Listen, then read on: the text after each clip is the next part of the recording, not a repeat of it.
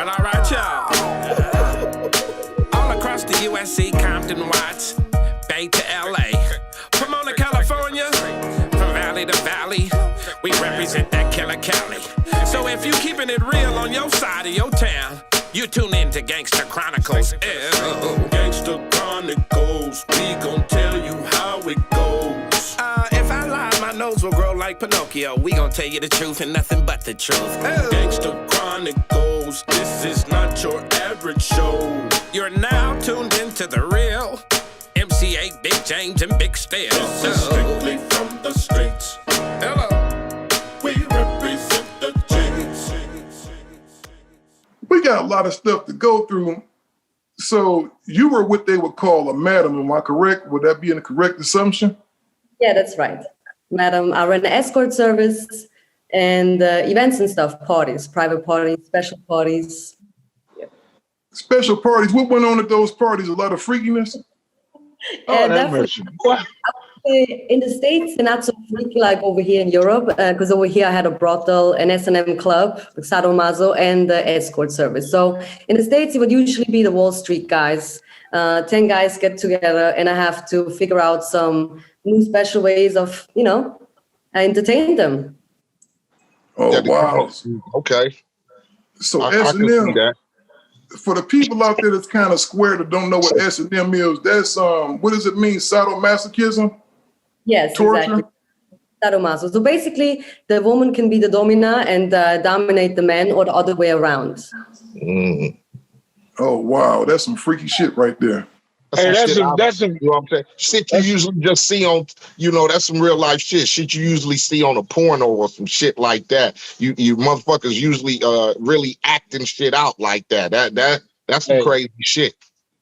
Hey, is that something like putting candles on your nipples and shit? And that's just like the wax? That's vanilla right there. But pain is pleasuresome for some people, right? But there's different ways, and I have learned a lot about it as well. I'm not a domina, but I ran the club over here, so I had to do all the courses because the police controls it, basically. You got to do a diploma, and you got to get the license for it. So I have to give first help. So if someone is bleeding profusely, I have to help them, that they don't die. Bleeding? Yeah, and it has to be very sanitary. How do you form how do you get into building a client base, or building or getting the girls or whatever? What is the method to building a successful establishment like that? Right.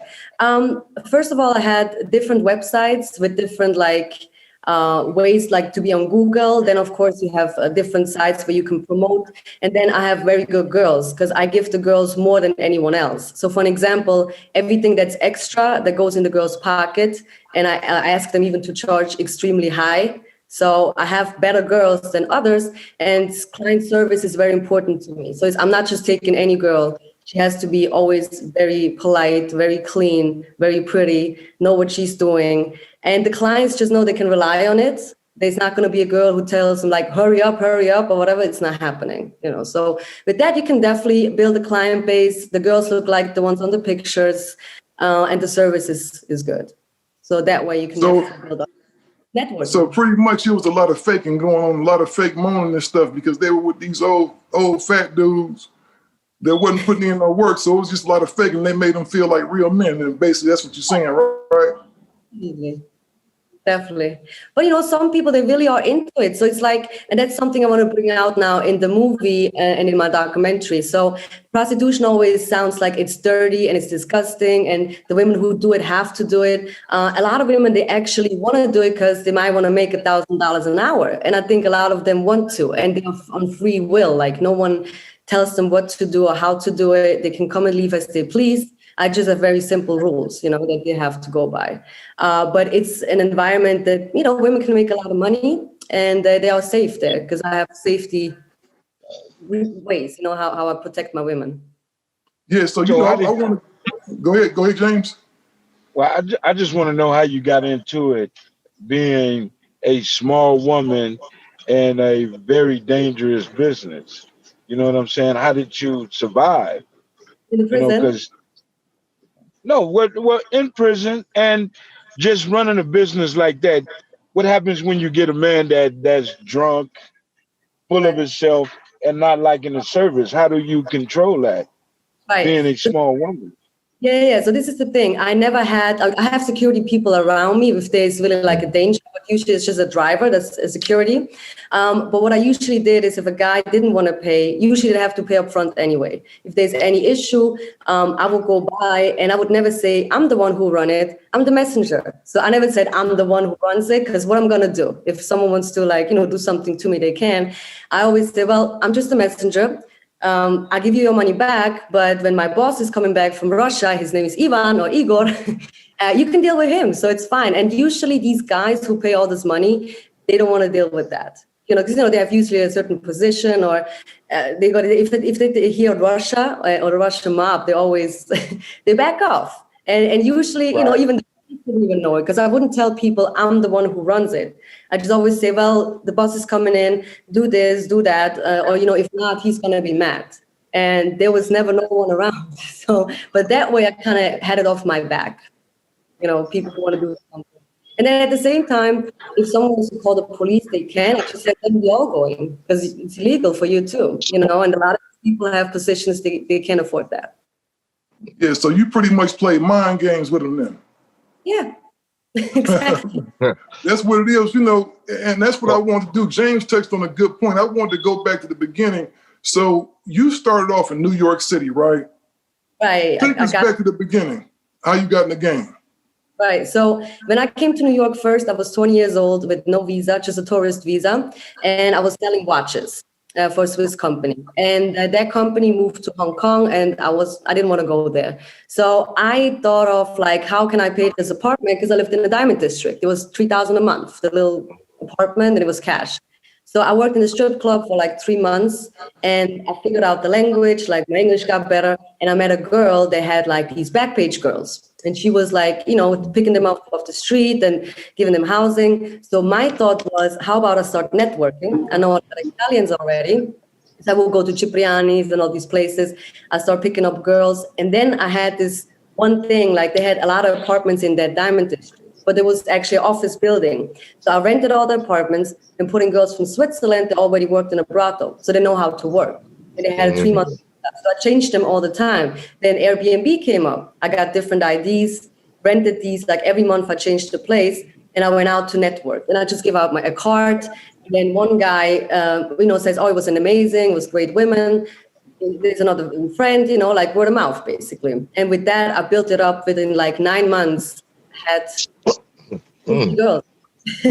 I had it was getting busy, but I was always out 6 days a night. I was playing golf. I went to the charity event. I went to cigar bars, where all the, let's say, old rich men, are. Then Wall Street came in, and Wall Street was banging Friday to Sunday through. So, and then I had some Arabs, and I had international clients. So it was building it by itself, slowly and kind of fast as well, because I was 20 when I started, and by 22 I was pretty much established. So I figured out the game. But how I got into it is really my best friend. She was working since a young age because she really loves this job. And she was making so much money. And in the strip club, I would just give her clients and she would give me a commission for it. And I saw my talent is just talking people out of their money. But that way I was seeing, okay, what do guys don't like? So they call escort services and the girl is ugly. Maybe she don't look right. She stinks. She doesn't know what she's doing. And then I had in professional women, they look beautiful, they don't care, they work and they will do their best. So I started doing it like that. Then my friend, the Italian guy, he had a model agency. So all these models wanted to make money. And then I had some college girls. I started getting into the politicians, gave me a whole lot of more clients. So that way I established myself pretty nice at a certain time. At the same time, I was working in the music business because I really wanted to manage and book tours. So I booked some people for overseas and I did an internship at Sony. And in the music business, I just gave them drugs and women's for favors. So that way I got favors from all kinds of people. And they don't mind if I come to the studio and bring them drugs, right? I mean, I'm not going to rob them. I'm not going to film them. I'm always reliable. So we became friends, so friends, favors. And that way it worked out pretty well for me in the beginning. Really, I know as you said earlier. Go ahead, James. No, so how did you wind up in prison? Well, this is the thing. My mistake was I saw, especially in Wall Street, everyone wants to get high. So I had a guy that I would just send to the client and he would make money and whatever. I didn't want anything from that. And then he started getting unreliable. And if I don't have drugs by 5, 6 a.m., he's going to maybe do an hour instead of 10 hours or a day or 2 days. So I got myself a connect in New York and I just started buying my own drugs and bringing it to the clients. But I wouldn't even I didn't mix it up. I didn't really, I even said, if you do 3 hours, I'll give you 2 baggies for free. I don't care, right? It's just you have to take the woman and book her. So I got even better connects and better connects. So by the end, I was pretty much by the first connect with the Colombians. I was with them. And I would still then not touch the stuff. I would just back it up, give you 1.1, 1.2 for free or for 100, whatever.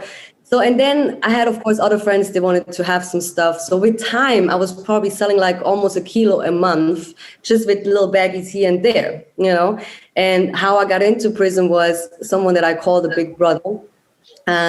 He's a former bad boy associate, let's say. He goes by the name of Uncle Paulie, ex-bodyguard. He set me up, unfortunately, with the feds. Hold on. Let's go back. So Uncle Paulie from Bad Boy turns you in.